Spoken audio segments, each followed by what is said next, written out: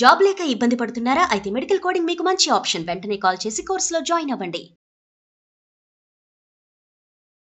నమస్తే, welcome back to Suman TV. Present మనతో పాటు ఉన్నారు తోడు నీడ ఆర్గనైజేషన్ ఫౌండర్ రాజేశ్వరి మేడం. నమస్తే మ్యామ్. నమస్తే నవీన. మేడం, ఈ మధ్య కాలంలో మనం చాలా వార్తలు చూస్తున్నాము. లేడీ విలన్స్ ఎక్కువైపోయారు. ఆడవాళ్ళు ఎలా అంటే అది సోషల్ మీడియా ప్రభావం అనుకోవాలా, సినిమాల సీరియల్స్ కూడా ముఖ్యంగా చూసుకుంటే ప్రతి సీరియల్లో కూడా లేడీ విలన్స్ ఎక్కువైపోయారు. 2-3 లేడీ విలన్స్ ఉంటున్నారు. ఇంకా జెంట్స్ అనే వాళ్ళు లేరు అసలు. అంటే ఆడవాళ్ళు ఎలా తయారంటే అంటే స్వేచ్ఛ ఎక్కువైపోయింది అనుకోవాలా. అందరి గురించి కాదు, కొంతమంది అయితే ఉన్నారు టార్చర్ చేసే వాళ్ళు ఉన్నారు. మంచి భర్త పిల్లలు ఉన్నా కూడా వాళ్ళని ఇబ్బంది పెట్టడము, అలాంటి కోవకి చెందిందే బెంగళూరులో జరిగినటువంటి ఇన్సిడెంట్. భార్య పైన భర్త కేసు వేసాడంట.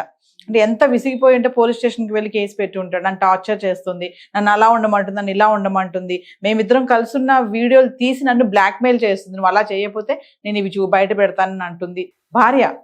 మరి అంటే ఈ కేసెస్ ని ఎలా తీసుకోవాలంటారు? కాలం రివర్స్ అవుతుంది. ఒకప్పుడు భర్తలు భార్యని టార్చర్ పెట్టేవాళ్ళు, అది భరించేవాళ్ళు. అప్పట్లో తిరగబడింది ప్రపంచం, అంటే జమానా తిరగబడింది. అంటే భార్యను భర్తని టార్చర్ పెడుతున్నారు. ఇందులో అంత పెద్దగా ఆశ్చర్యపోవాల్సిన విషయం లేదు. నన్ను అంటే ఏం కాదు, అలా తిరగబడ్డం అనేది కరెక్టే అంటారా? కరెక్ట్ కాదు, కరెక్ట్ అని ఎవరూ చెప్పరు. వాళ్ళ భర్తలు భార్యని బాధించడం కూడా కరెక్ట్ కాదు కదా. అయినా మేల్ డామినేటింగ్ టైంలో వాళ్ళు బాగా డామినేట్ చేశారు. అవును, అవన్నీ భరించారు, సహించారు ఆడవాళ్ళు. ఏదో భూదేవంత ఓర్పు అనేవాళ్ళు అలాగే భరించారు. క్రమేపీ కాలం తిరగబడింది. అంటే ప్రజల మనస్తత్వాల్లో అభిప్రాయాల్లో మార్పులు వచ్చాయి. ఇప్పుడు ఆడవాళ్ళు మగవాళ్ళని టార్చర్ పెడుతున్నారు. ఒకప్పుడు భార్యకు వీడియోలు తీసి భర్తలు బెదిరించేవాళ్ళు, ఇప్పుడు భార్యలు భర్తలు వీడియోలు తీసి బెదిరిస్తున్నారు. రెండూ తప్పే, అది తప్పే ఇది తప్పే. అంటే కొన్నాళ్ళు అతిగా ఏదైనా ఉన్నట్టయితే దాన్ని యాక్సెప్ట్ చెయ్యరు, కొన్నాళ్ళకి తిరగబడతారు. ఏదైనా సరే. ఇప్పుడు మనం ఒక విషయంలో పదే పదే పదే పదే టార్చర్ పెడుతుంటే మన వాళ్ళు సామెత చెప్తారు చూడు, పిల్లి కూడా 4 గోడల మధ్యన పెట్టి బంధిస్తే గుడ్లు పీకుతుంది అంటారు. అంటే అది కూడా తప్పించుకోవడానికి ప్రయత్నం చేస్తుంది, కానీ ఆ ప్రయత్నం జరగనప్పుడు తప్పనిసరిగా ఇంకా అది గత్యంతరం లేని పరిస్థితుల్లో తిరగబడుతుంది. అంటే మేడం, అసలు భార్య భర్తల మధ్యలో గొడవలు అనేవి సహజమే, జరుగుతూనే ఉంటాయి కదా.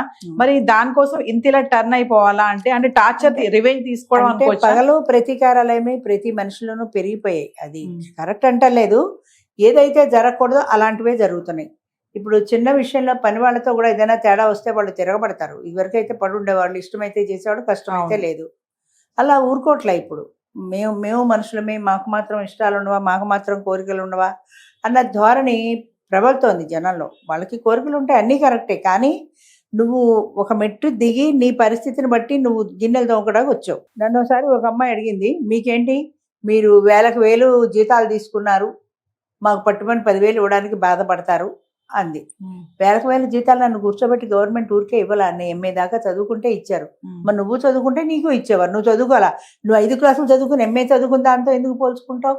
అది తెలియలేదా? డబ్బుల దగ్గర పోలికి తెలిసింది, నీ చదువు లేదు, నీ బ్రతుకింతే అన్న సంగతి తెలియలా. నీకు 5 క్లాసులు చదువుకున్నావు కాబట్టి అంట్లు దొంగకోవాల్సి వస్తుంది, నేను ఎంఏ చదువుకున్నాను కాబట్టి టీచర్గా చేయగలిగాను అని జవాబు చెప్పే స్థాయిలో మనం ఉన్నా కూడా చాలా మంది చెప్పరు. చాలా మంది పడరు, ఎందుకు వచ్చిన గొడవలేను వాళ్ళు ఊరుకుంటారు, లేదా వీళ్ళు మానేసి వెళ్ళిపోతారు. అంచేత ప్రజల్లో అసలు సర్దుబాటు గుణం అనేది లేకుండా రివెంజ్ యాటిట్యూడ్ ఎక్కువ అవుతుంది.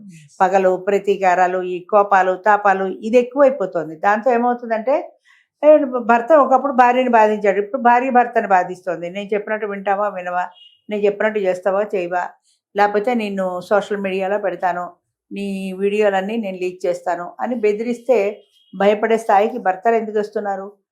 నువ్వు పెడితే ఎవరు సిగ్గుపడాలి? భార్య సిగ్గుపడాలి. భర్త సిగ్గుపడాల్సిన నాకేమిటి, నేను మగాడిని అంటాడు అనే ధైర్యం మగవాడు చేయలేకపోతున్నాడు. కాబట్టి ఆడవాళ్ళు విచ్చలవిడిగా చేయగలుగుతున్నారు. భర్తలు ఇప్పుడు అంటే గతంలో కాకుండా మేడం, ఇప్పుడు ఈ జనరేషన్ లో హస్బెండ్స్ కొంచెం భయపడుతున్నారు భార్యలకి అని భయపడుతున్నారని అనుకోవాలి. భయపడుతున్నారు కూడా.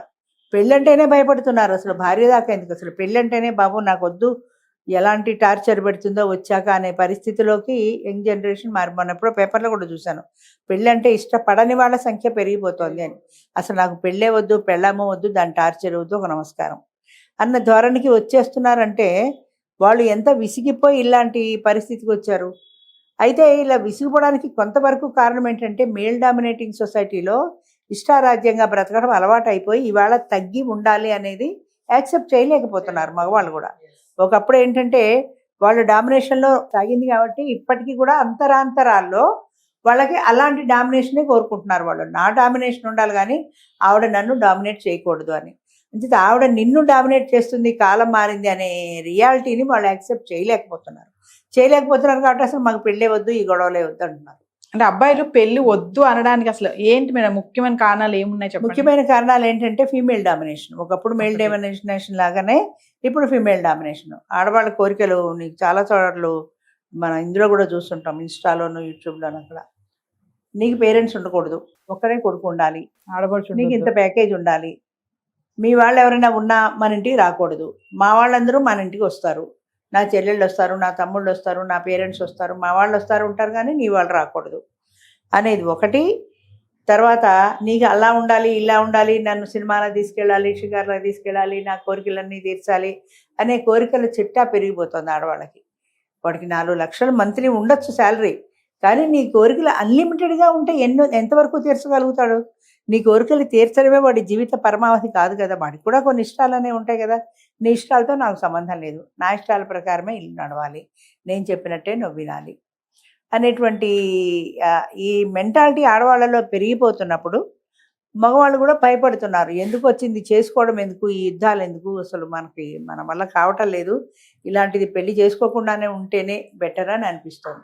అంచేత మేల్ డామినేషన్ పనికిరాదు, ఫీమేల్ డామినేషన్ పనికిరాదు, రెండూ పనికిరావు, రెండూ ఎక్సెస్. కాబట్టి ఇద్దరు ఒక అండర్స్టాండింగ్తో కలిసిపోయి ఒకరినొకరు అర్థం చేసుకుని జీవితాన్ని సాగిస్తే ప్రశాంతంగా వెళ్తుంది. కానీ ఒకళ్ళనొకళ్ళు డామినేట్ చేసుకోవాలి అనే ధోరణిలో పెడితే వెళ్ళదు. పూర్వము చిన్నప్పుడు, ఇప్పుడు ఉన్నాయో లేవో, పెళ్ళిళ్ళలో బిందెలో ఉంగరాలు వేసి ఉంగరాలు తీయించేవాళ్ళు. ఎవరు తీస్తారు ముందు? ఎవరు తీస్తే వాళ్ళ మాట నెగ్గుతుంది అన్నట్టు. అలా ఉంగరాలు తీయించే విషయంలో కొంతమంది మంచి మంచి భర్తలు వాడికి దొరికినా కూడా ఉంగరం పెళ్ళాం చేతిలో పెట్టేసేవాడు. లోపల ఏమవుతుందో మనకి తెలియదు కదా, ఆ ఉంగరం బయటికి తీసేది పెళ్లి కూతురు. అంచేత అలాంటి అండర్స్టాండింగ్తో వెళ్ళిపోతే, అలాంటి అండర్స్టాండింగ్ అంటే ఓడిపోయినా సరే, నువ్వు నెగ్గినా సరే నువ్వే ఓడిపోయానని ప్రకటించు అని కాదు, అవతల వ్యక్తిని అర్థం చేసుకోవటంలో ఉంటుంది. ఇలా చేస్తే అమ్మకి సంతోషం కాబట్టి సరే, కానీ ఓసారి సంతోషిస్తే మనకి నష్టం లేదు కదా అన్న ధోరణి, ఆ సర్దుబాటు కూడా అనేది ఇద్దరిలో ఉండాలి. ఇద్దరిలో ఉంటేనే ఆ సంసారం సక్సెస్ఫుల్గా నడుస్తుంది. లేకపోతే విడాకులు, కొట్టుకోవడాలు, ఇందాకట్లా అమ్ముకోవడాలు, ఇంత ఎవరు డబ్బు ఉంటే వాళ్ళదే డామినేషన్, అట్లా అయిపోయింది. థ్యాంక్ యూ అమ్మా.